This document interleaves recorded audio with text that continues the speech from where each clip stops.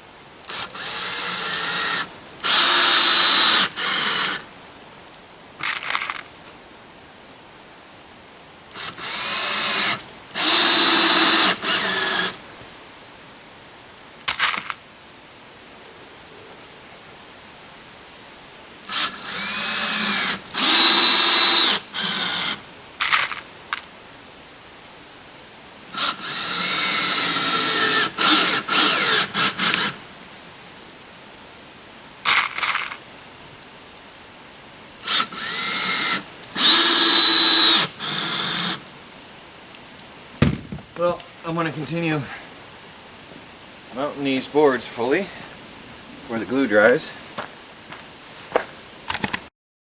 I just want to show that I am insulating underneath the edges. Now somebody asked me, why are you not going filling the void all the way? And the reason is, somebody else told me, again, I can only take so many people's advice. There's no need to fill that void. I've got R15 right here, all the way across with the rock wool.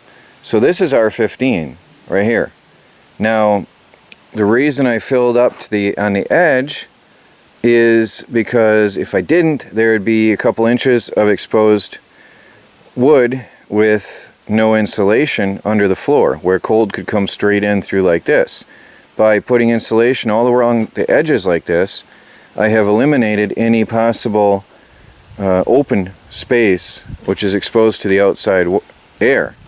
So I've got R15, but I'm just insulating around the edges so there's no heat loss and no cold spots. I hope that makes sense. If I didn't have this piece here, I would have a couple inches of space right there with no insulation, where cold air can simply, well, actually heat would transfer out through the wood from the warm floor up above. Now, by just filling that void, I've now blocked that heat loss through this board edge. And I think it's enough here because you don't lose as much heat through the floor as you do through the roof, as I've been told again and again and again. So I think R15 is fine. It's better than any home I've ever been in. I've never had an insulated floor before, so this is definitely going to be better than anything I've ever had. So I hope that makes sense. I hope it's the right thing, but it makes sense to me, and somebody advised it, and it definitely did make sense. Now, I had forgot I didn't cut this board, so I still have a cut to make. I think it's 6:45, so I still got time. And this floor is going to be done today, which is going to make me, and I'm sure a lot of other people, happy. Finally. So I'm going to make some measurements here and then mark it out on the wood and cut off. I have to do this one right because I cannot afford any mistakes this time. On another board I goofed. Unfortunately, I had some wood that I could cut a different piece, and it didn't end up hurting me at all because I was going to have a half a sheet left over anyway. So I got lucky on that. Now I don't have anything to play with, so this one's got to be done right. I'm going to cut this one freehand because I just don't have time. Between threatening rainstorms and this, threatening the rainstorm and the oncoming darkness. I just don't have time to play around. So, just making sure that is the right piece. Measured twice, measured 3 times.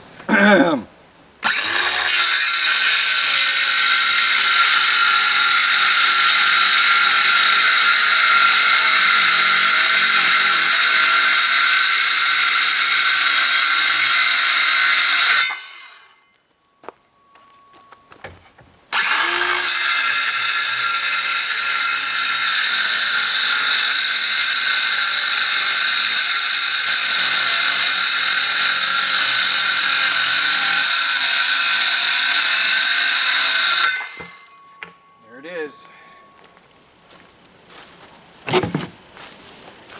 Hopefully that's the right cut.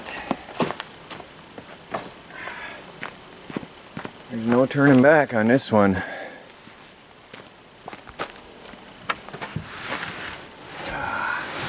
Mistake here means a trip to Lowe's, which I don't want to do. It's already too late for that tonight anyway. But looks alright. Although why is that?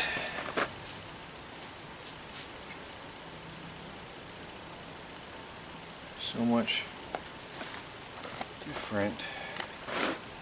Thought I measured it right. What do we got going on here?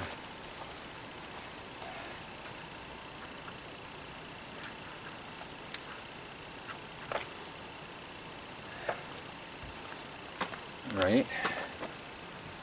How did I measure that so far? Oh, from here to here.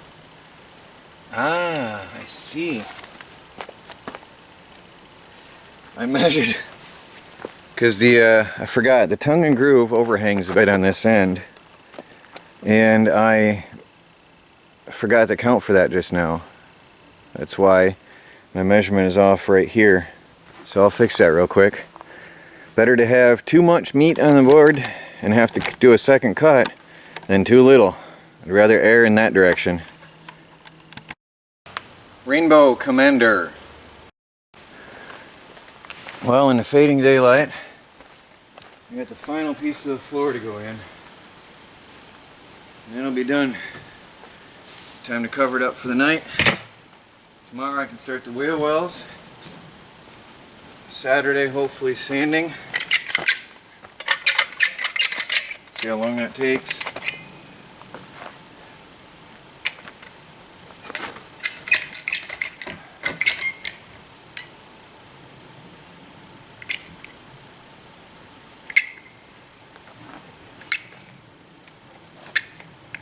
I heard that glue doesn't stick for very long.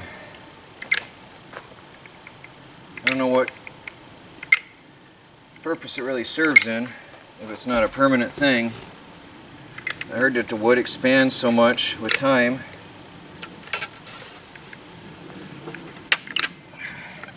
Or I read, I should say, online last night. Just doing my studies.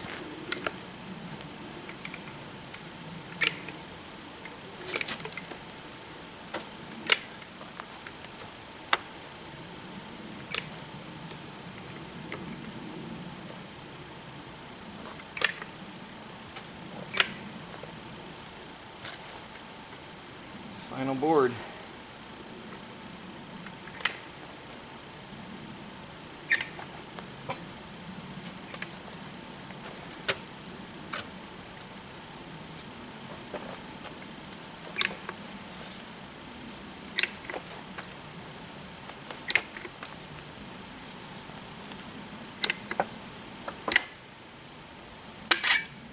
Oh, might as well use that last little bit. Not much left in there.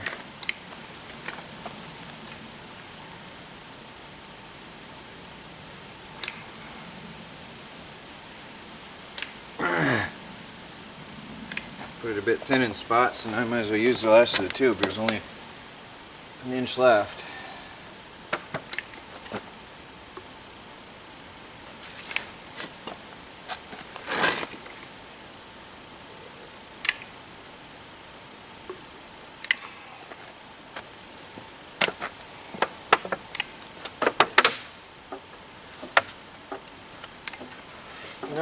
That's it.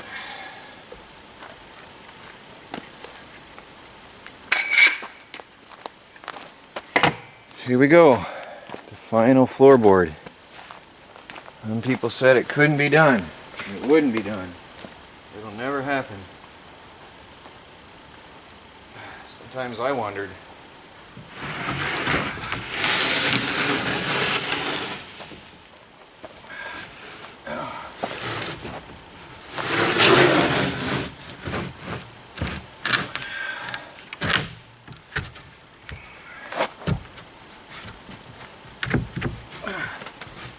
Come on, I had this pre-fit. It went right in. Come on.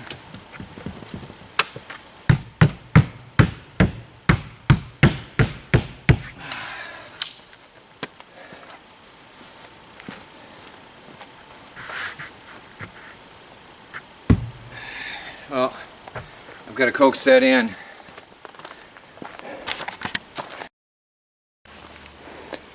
Well, it's getting dark, but I've got it. I got to run my chalk line.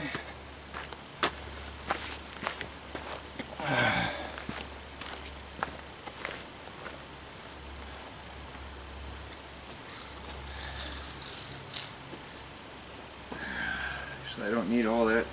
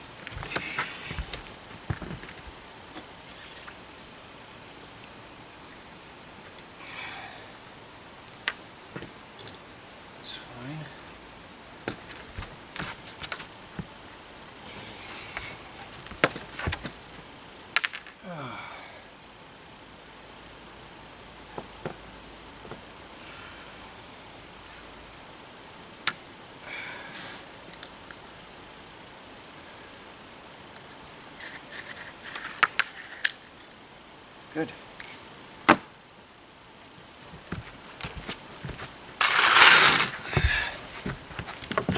I'm actually in my kitchen right now. Sort of cool.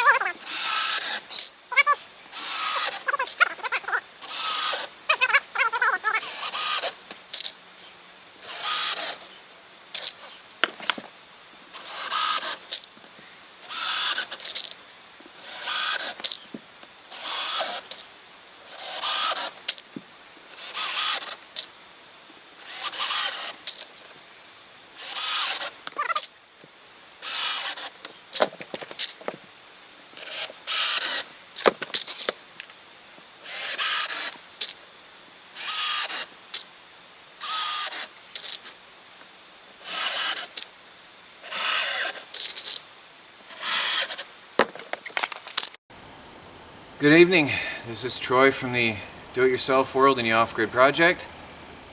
It's done. The floor is done. It's not as perfect as I had hoped. The plywood is quite uneven. I can feel like here's a hump right here, which is weird. There's quite a hump on this piece where this piece is flat. I don't know why or how that happens. There's a lip here, a raised spot. So here's a lip. So it doesn't go down perfect. I guess people could plane it, or I guess they plane it to get it flat, because if you want to put your flooring down on that, there's a hump right here. You gotta make sure it's flat, for sure. Well, anyway, the reason I'm sitting here is not to talk about imperfections in my floor, but to talk about something I've decided It's not 100% concrete, but last night I was working till about 1 o'clock in the morning, looking at my finances, looking at the cost of framing. I can now frame the house.